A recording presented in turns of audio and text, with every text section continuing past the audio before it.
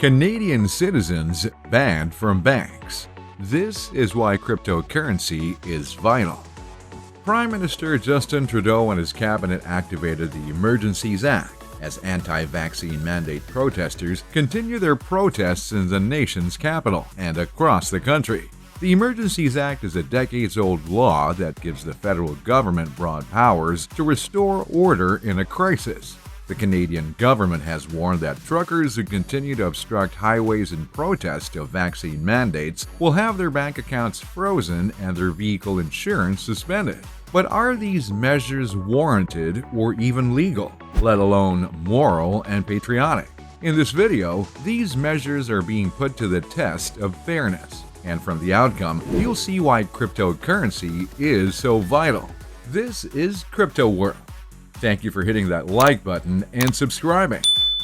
Trudeau vowed to freeze anti-mandate protesters' bank accounts.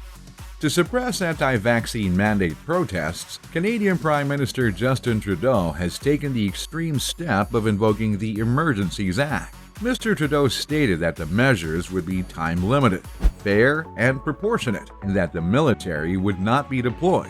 Under the guise of the Emergencies Act, banks have been ordered to freeze personal accounts of anyone associated with the protests without the requirement for court orders. Thousands of protesters are still in the streets of Canada's capital, and millions are still assembling around the nation.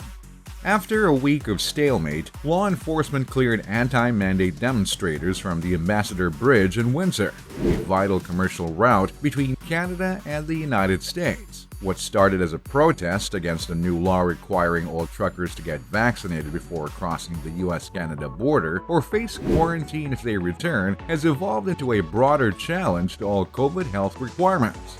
It's about keeping Canadians safe and protecting people's jobs, Prime Minister Justin Trudeau said during a press conference. He stated that the police would be given additional instruments to jail or penalize demonstrators as well as protect essential infrastructure.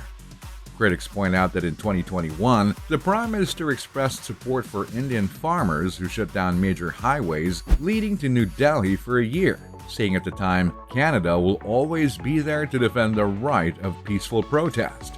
However, the use of the Emergencies Act by Mr. Trudeau shows that the right to protest is only determined by his authority. At a news conference, Deputy Prime Minister Chrystia Freeland claimed that banks will be permitted to freeze personal accounts of anyone related to the protests without a court order. She went on to inform that anyone engaging in the demonstrations will have their vehicle insurance suspended. As part of the endeavor, Ms. Freeland stated that Canada's terrorist financing legislation will be expanded to include cryptocurrencies and crowdfunding platforms. How will this debanking process play out? Banks have a responsibility to determine who among their customers is a designated person who should be denied financial services under the regulations. Banks must determine on an ongoing basis whether they are in possession or control of a property that is owned, held, or controlled by or on behalf of a designated person according to the regulations. Banking institutions alongside the Canadian Mounted Police or RCMP will collaborate to determine who should be debanked. According to a senior government official, information will move back and forth between the RCMP and the Financial Transactions and Reports Analysis Centre of Canada, or FINTRAC, which is the government's financial intelligence branch. To implement this, the names and license plate numbers of those taking part in a protest or an unlawful assembly could be collected by police. The Canadian Bankers Association, which represents 60 domestic and international banks, said its members will follow all applicable laws and regulations, but that there will be minimal inconvenience. The spokesperson of the Canadian Bankers Association was quoted saying, "All financial service providers covered by the Federal Emergencies Act, including banks, will need to diligently implement the required measures, as specified by the government in the corresponding Emergency Economic Measures Order, which are not expected to affect the vast majority of customers." Amidst all the tyranny, there's a major milestone in the Canadian cryptocurrency industry. The world's first directly backed Bitcoin exchange-traded fund, or ETF, was approved earlier in 2021 in Canada. signaling a shift in laws and improving access to cryptocurrencies for all investors. Following months of close collaboration, the Ontario Securities Commission, or OSC, approved Purpose Investment Inc.'s application to establish the Purpose Bitcoin ETF, or BTCC, on February 11th. The fund began trading on the Toronto Stock Exchange, or TSX, on February 18th, and in its first 2 days, it amassed 421.8 million Canadian dollars in assets under management, or AUM. Bitcoin and cryptocurrencies have grown in popularity among both retail investors and traditional financial institutions, and the first crypto ETF launched in Canada paved the way for similar products. In reality, only a few days later, another Bitcoin ETF, Evolve ETF or EBIT, began trading on the TSX, and Canada approved the world's first Ether ETFs for retail investors on April 16, 2021. Following these key landmarks, it is worthwhile to examine the present legal framework around cryptocurrencies in Canada, as well as to provide a high-level review of associated legislation ranging from securities law to anti-money laundering and taxation. This first installment of the mini-series will concentrate on comprehending and implementing Canadian securities laws to Bitcoin firms. But for the most part, people who engage in the trade of cryptocurrencies choose it because it's decentralized. Therefore, they feel that any government oversight in crypto will lower the value or pose another threat of corrupt government overreach. Convoy protesters pursue new funding, including Own Crypto Token.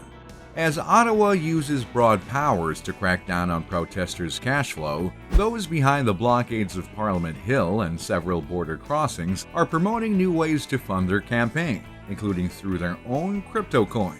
Pat King, a powerful organizer, appeared in a video posted live on Facebook only hours after Prime Minister Justin Trudeau announced that the Emergencies Act would be invoked in the hopes of ending the protests. The never-before-used federal legislation is intended to allow Ottawa to impose emergency measures in the event of a public emergency.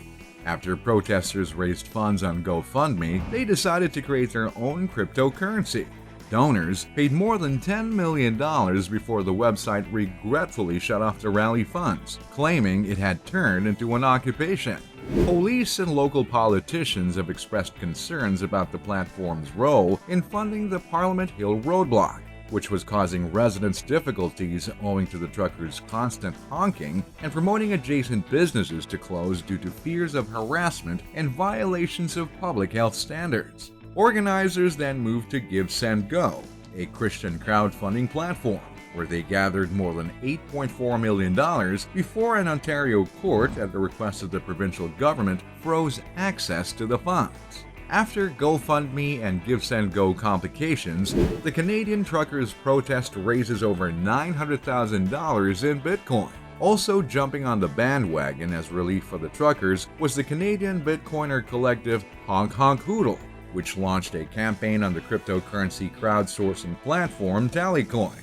Nick, the group's liaison with a convoy known as Nobody Caribou on Twitter, said in an online video press statement that every transaction that is done will be totally documented and transparent. Then, in late February, more than 5,000 people had contributed roughly 21 Bitcoin in Satoshis through Tallycoin, totaling more than $900,000 at Bitcoin's current price of $43,700. Jesse Powell, the CEO of the crypto exchange Kraken, was one of them, donating 1 Bitcoin to the Hong Kong Hoodle initiative. In favor of the Freedom Convoy, Powell said, "Fix the money, fix the planet. Mandates are immoral. End the craziness. Hong Kong. Hashtag Freedom Convoy 2022. Tallycoin funds are delivered to a multi-signature wallet held by Hong Kong Hoodle members, who have been vociferous on Twitter about Bitcoin's advantages while in the wrath of an authoritarian left. BTC Sessions, Bitcoin advocate Greg Foss, author Jeff Booth, and an Ottawa citizen known on Twitter as Nobody Caribou are among them struggling to maintain crypto wallets for the truckers' cause. On Tallycoin, the organization noted, legacy financial infrastructure can occasionally be politicized and clamped down upon. Don't let your voices be muted. Bitcoin is truly censorship resistant. Canada is regarded as a nation with the kindest and friendliest people on earth. For 2 years, they've compromised with their government's mandates and overwhelmingly obeyed policies of forced COVID jabs. So when Canadians get agitated enough to protest in freezing weather, take that as a huge indicator that tyranny is running to rampant. And even though the Canadian law enforcement agencies have teamed up with the banks to target citizens' money, cryptocurrency seems to be an alternative lifeline for freedom. Are you proud of the Canadian truckers, or do you think they should just go home and continue to oblige the government COVID policies? We're looking forward to hearing your thoughts in the comments section below. Thanks for watching, and be sure to tune in next week. So like this video, subscribe to Crypto World, ring the notification bell, and share this video.